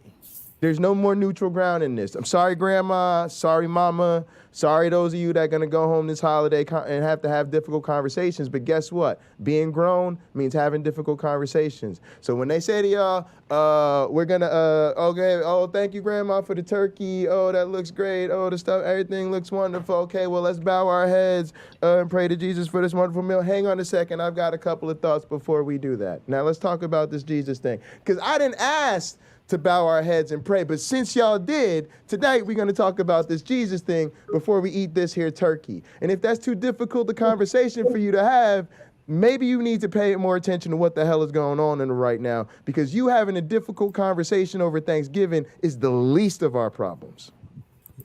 Oh, they have solved one problem. The churches have solved one problem. The failing Sunday brunch economy. Say that again? The failing Sunday brunch economy. The Sunday brunch economy was failing, and then Christianity happened, and since then it's been thriving. If you've ever been first world problems, along with right? the failing snake oil economy and the failing miracle work economy. Yeah. Do churches even give out bulletins anymore? Like it used to be, if you brought a bulletin to certain restaurants in your town, you'd get a discount. Oh, really? Whatever happened to the neighborhood foot washing ceremony? I love this one too. I love when they tell us, some of us weren't real Christians. I'm like, do you want to talk about the time I spent on my knees washing the foot of crusty old 70-year-old black ladies in the Pentecostal church? Oh, I didn't think. Oh, go ahead and tell me. Go ahead, tell me I'm not a real. I love when they try to tell me. Nigga, my grandfather's a Pentecostal bishop. Yes. Watch night service, foot washing, visiting the sick, going to all the real shit. Mm-hmm. It's a work at a church. So I love it when they tell us we weren't the real issues Christians. of foot washing. So, that's some intense stuff there. You know what I used to call people like them? They were the fake Christians. You know why? Because we only see them in the church on Sunday. Nigga, I worked at the church. I was on the church Monday through Saturday night. We was laughing at. We knew exactly who only showed up on Sunday morning. You talking to the worship team. Go ahead, tell me I'm not a real Christian. Not a real Christian, bro. I put a half a good day of work playing worship music every goddamn day for my church, and I still do that shit as an atheist. Tell me I'm not a real Christian again. Boy. Like I said, too comfortable disrespecting people and not getting punched in the face. Punched in the face, absolutely. So I dropped a music link. We can't play it here because we'll get a copyright strike anyways, and it's a long video or a long song. Well, I love those. But it's called. I love copyright strike. It's called Go you ahead. can't be neutral in a moving train, and it's exactly the kind of thing we're talking about with all the Christians sitting in the pews thinking that they're innocent of what's happening, and they're not innocent. So is that punched in the face thing? Is that because of the advent of social media and the internet and all that? Absolutely. Because you're not really, you're not face to face with somebody. Absolutely. Yeah. Yep. 100%. Go ahead. Sorry, I didn't mean to cut you off. Just agree. Go ahead. Well, no. That was my only point. But you did remind me, Jay. So I left because I thought Jason wanted to come in and talk science with you guys. I didn't realize till I left and then started watching that it's actually you, Jay, that he's afraid of. And won't come in. Oh, who, Sal? When he said No, I'm talking about Jason Torn, but I'm just joking. No. Me and Jason Torn are friends. We're fine. No, I know. I'm just joking. Yeah. I just saw that they were it's joking fine. about it in the chat. No. Oh, that's no. Jason Torn and I are fine. Yeah. I actually feel for Jason Torn now because he recently had a debate with Taylor and people have been giving him all kinds of pushback for his approach. So it's all good. It happens. It's just how it is. It's how it is.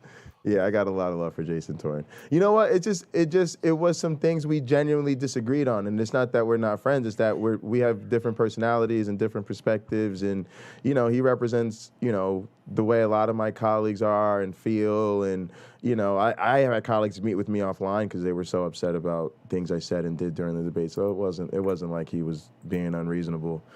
We just did what we did, and we're happy with the fact that we were able to do what we set out to do. So we get that it wasn't for everybody. Yeah. But yeah, I just and I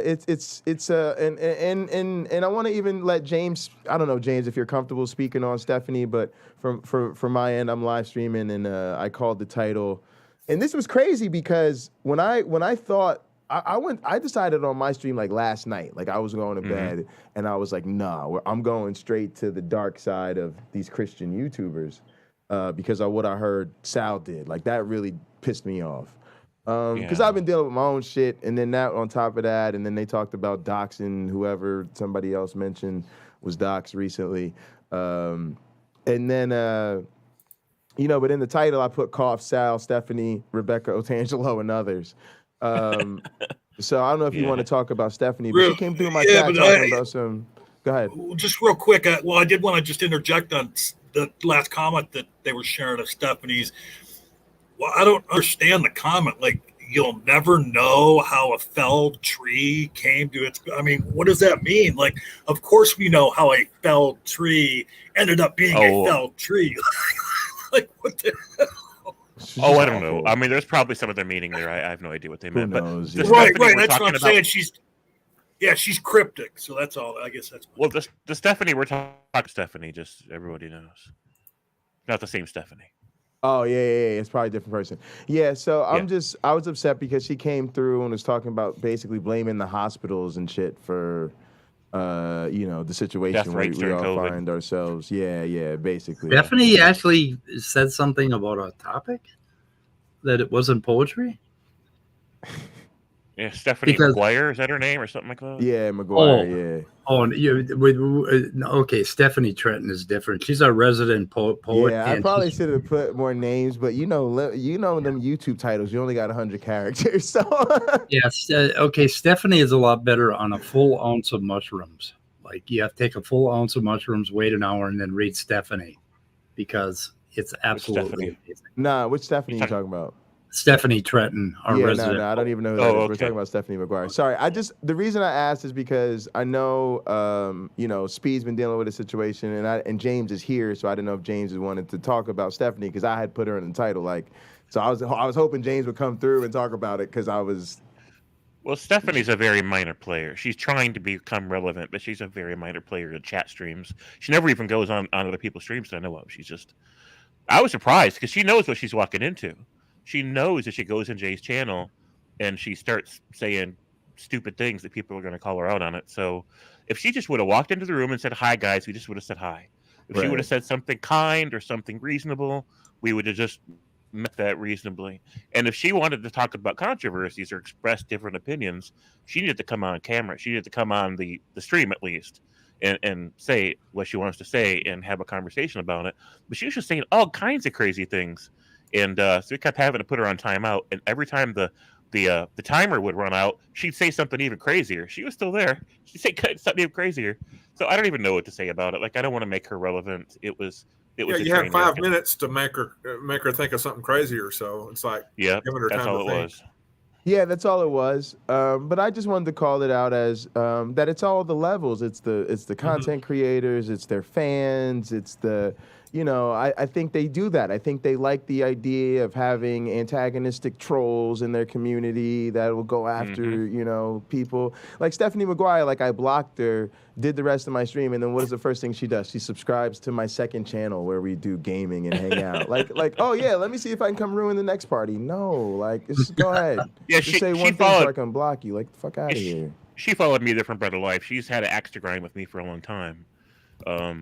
She doesn't like atheists at all. Now they are making the stars. Don't get me wrong. They got their little watch along sites and their little conspiracy theories and their little fucking anti-atheist support groups, and they do need help. The problem is they're getting help from each other instead of the qualified professionals they really need to seek. But yeah, man, Mike, I'm sorry about what happened, man. It's just I didn't hear it or see it, and I don't want to. But it's just unfortunate that they take things too far. I mean, hell, this happens to me anyway, whether Sal does it or whether it just happens because I remember. But so I'm okay. It's just that I can't believe he went that fucking low. I mean, instead of going after my content, which I put out publicly, he's got to go after my personal life, like my alcoholism, and he goes after that all the time. And I was sober long before I ever even got on a forum. So it's like, Jesus Christ. So it's just like digging into your past. I mean, that's awful. We're nice enough not to make fun of Jesus's alcoholism. So yeah, that whole fucking turning the entire ocean into wine. Also, I figured out how to turn water into wine. I don't know why there's such a big controversy at this. It really isn't that hard. Didn't Jesus part a glass of red wine or something? It's just I don't Jesus, ridiculous. Disappear. I get confused. I don't know much about. You don't know? Yeah, seriously. And Sal, I just want to say real quick, and Sal was so disrespectful, and I hardly ever mentioned his part in the Indiana Jones movie. I didn't know that he actually. Yeah. What was the little guy with the ball cap? Oh, yeah, that was him. Okay. Learn something new on this channel every day. Anyway. Fun. So, James, when you were talking about Rebecca in heaven, right? That was, okay. So Rebecca said, okay, we just don't understand, our limited human minds can't wrap our heads around heaven. And then you guys were listing all of these things about, there's no suffering and there's no, but then you explained that with no suffering, there can't really be any desire or pleasure or anything like that. Mm-hmm.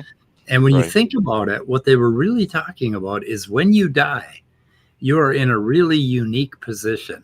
You do not give a fuck about anything. Mm-hmm. I mean, if you're sitting there in the coffin and suppose they fucking dressed you up with, like in some dumb costume, or you had a booger in your nose, you don't care anymore. You do not suffer any sort of embarrassment or, anything. And when you really think about what it's like to be dead, okay, it is almost sounds a little bit like eternity and nirvana, because when you die, the moment you die will be no different than 300 years from the moment you die, when nobody can remember you or anybody that you knew, and everybody that you know is dead too. And then, and it doesn't matter if you go out 1 trillion years, the instant you die, you're launched into eternity, because it is no different from that instant to, and when you think about that, when you run that over in your mind, it's a bit of a meditation. When you think about, why am I worried about just not being? Not being is the coolest fucking thing ever. Oh yeah, if we really thought about it, I can't wait. Yeah, I think dying is fucking awesome. It's gonna be awesome. Sorry. I think being dead is awesome. It's dying that's the problem. Yeah, the dying. I don't wanna deal with the dying. And again, I think the issue is, and again, like, oh, this is why they make me so angry, because we're not even having the conversations we need to be having. Right. We gotta stop everything and address the fact that they just told us we can't decide whether or not we're pregnant. Yeah. But if you ask me what we need to be talking about, we need to be talking about whether or not my black ass can die when the doctor tells me it's time to do so. Because according to these fools, I got to sit here and deal with the chemo and the radiation and the vegetative states and the cancer and the ulcers and the whatever, and losing my facilities and crapping all over the hospital bed for 1,800 years, and spending all the money I've earned. The money I've earned in the last, most people just blow all the money they've earned their whole lives in the last, few years of their life, leave their family with nothing. And if they not lucky, a huge amount of debt, right? Why? Doctor just comes in and says, Jay, guess what? This is it.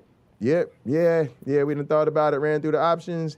Yeah, we got you like a 6-month window if you really want it. 3 months we can extend it 1 month. Or you like, you could go home and you got about a good month before we'd have to get you in here. Wow, you're dealing with that right now, aren't you, Speed? Right now. And for me, it would be like, look, here's what we gonna do.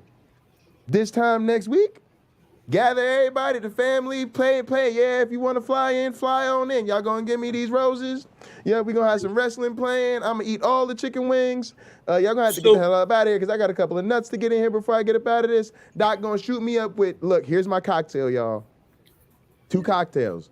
One is all the stuff to make sure I just go to sleep peacefully and I don't ever wake up again. The other is all the hallucinations, all of them. I want all of them, the experimental stuff, the secret stash of all the people that, right? Send me out to the, you know what I mean? Real quick. Yeah, go ahead. Real quick, before we got too far past it, I just want to say to you guys about like what you were talking about, dying and you're lost into eternity, or that Speed was like, this is the thing that I dislike about religious people when they talk about what they're doing is they're diminishing the actual beauty of having existed and how we came about. Right. And then, and then after our life is over, then all of our constituent parts becoming part of the environment again. And once this planet is destroyed by whatever, stellar catastrophe, we'll go back to being stardust. I mean, to me, that's much more poetic and beautiful than any religious story you can come up with. And here's the other thing about understanding what it is to be dead, is that when you really consider it, okay, if you got to come back and do another life all over again, you wouldn't want to do the same life. You'd want to change a few things. And then at some point, when you think about it, you may want to just die and then come back as a surprise. Like total surprise, like there's nothing from your old life that gets into your new life.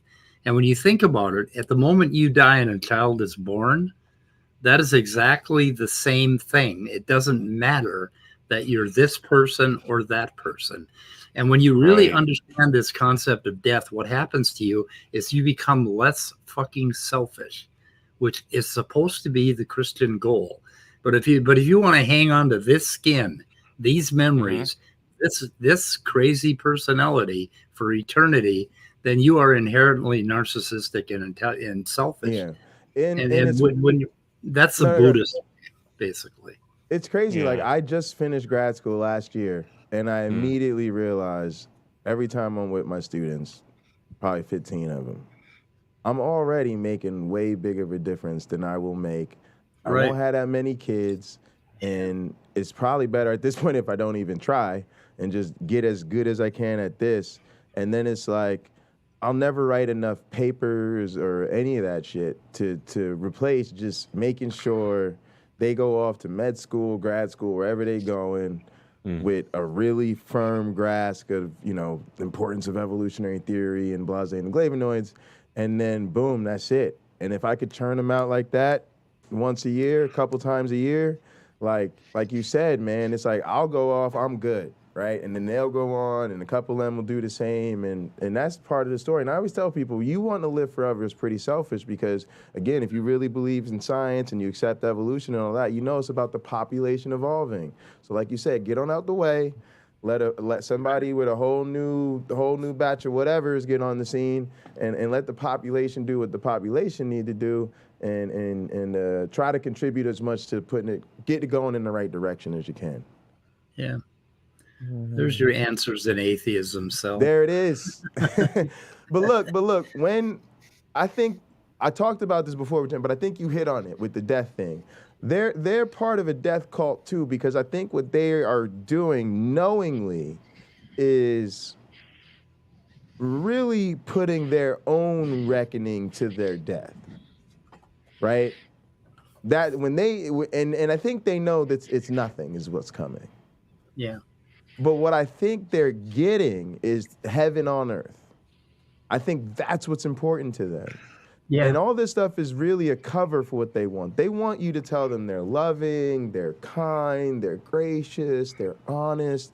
They want the esteem of being told that they're wonderful people, fighters of the truth, whatever it is. And that's the thing we have to take from them. I think when we go to the evidence and the arguments, I think we're missing, like, undercutting their emotional high, which is what they're really in it for. Go ahead, James. Until they recognize that they have personality disorders, there's a limit to what we can do for them. Narcissistic personality disorder isn't about too much love for oneself. It's because when they grew up, they ended up with their needs were not met, and so they have this blank or worse sense of who they are. They feel like they can't risk being exposed because inside they're hollow and ugly and unworthy. And this is where the religion, because it posits that basically we're all a dung clay vessel that's cracked and faded and worthless, but their worth comes from the radiant God glory stuff that gets poured into it. They now carry the radiance of God, and by extension, that means they are great. And it's a hollowed out self sort of narrative where they don't see their own value, they don't see their own beauty and their own potential, which is why they don't see yours either, and they feel so ugly because of it that they're hiding behind this mask that they call God. That's all that God is. It's an alter ego of their own identity. It's this pretense. That's all it is. It's nothing. So if you take that away, they're just going to feel exposed and feel attacked. So, but you got to. Here's the irony: if they really were realized what's happening, and they would start to do honest self-inventory, self-examination, they'd start to take ownership over their better parts too, not just their bullshit. And then they would start to like heal from that and realize they aren't devoid of worth and merit and beauty. They just weren't owning it, or grew up thinking they didn't have any because their parents didn't recognize it, or their church didn't recognize it, and they were fed this bullshit narrative where people have no real worth except for whatever worth and validation they get from daddy in the sky. And until they break that cycle, they're going to stay crushed and dependent on it, and they're going to stay stuck in that mindset that disconnects them from themselves and everyone around them. Yeah. In AA, they have this thing that selfishness is not thinking wonderful or great things about yourself. It's rather selfishness is being overly concerned with yourself, one way or the other. Even if you're a person who constantly self-deprecates, that's also a form of selfishness. And one of my favorite sayings is, "Enough about me. What do you think of me?"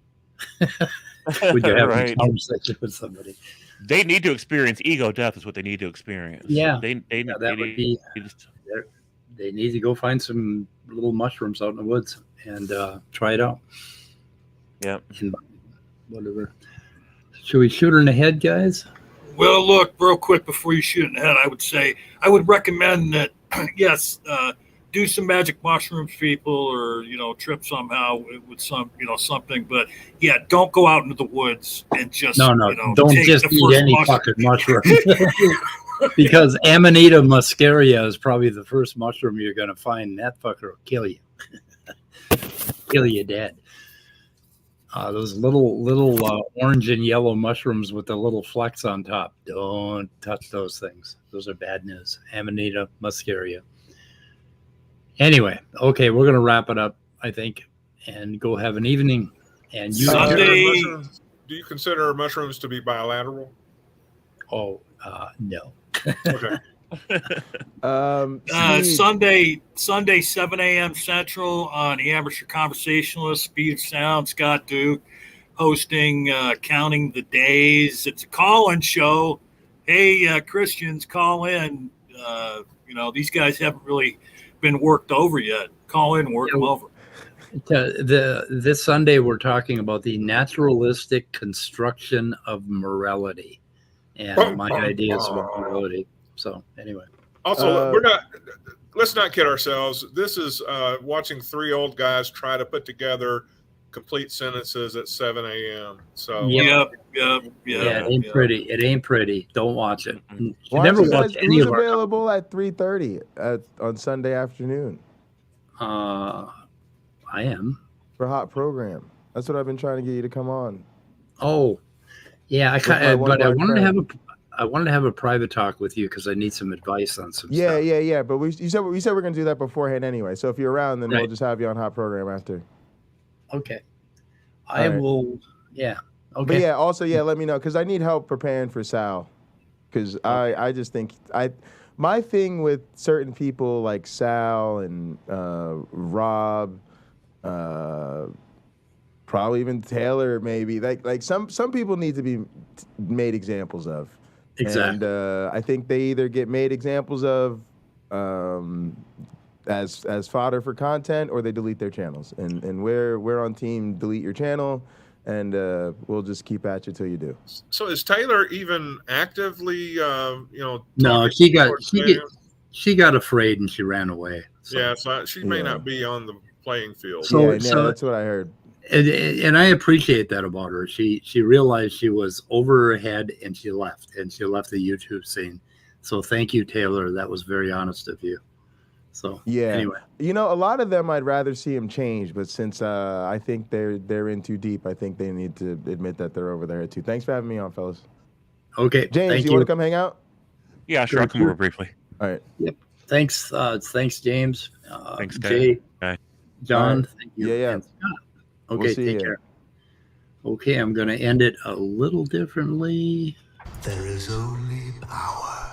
And now, I have the power.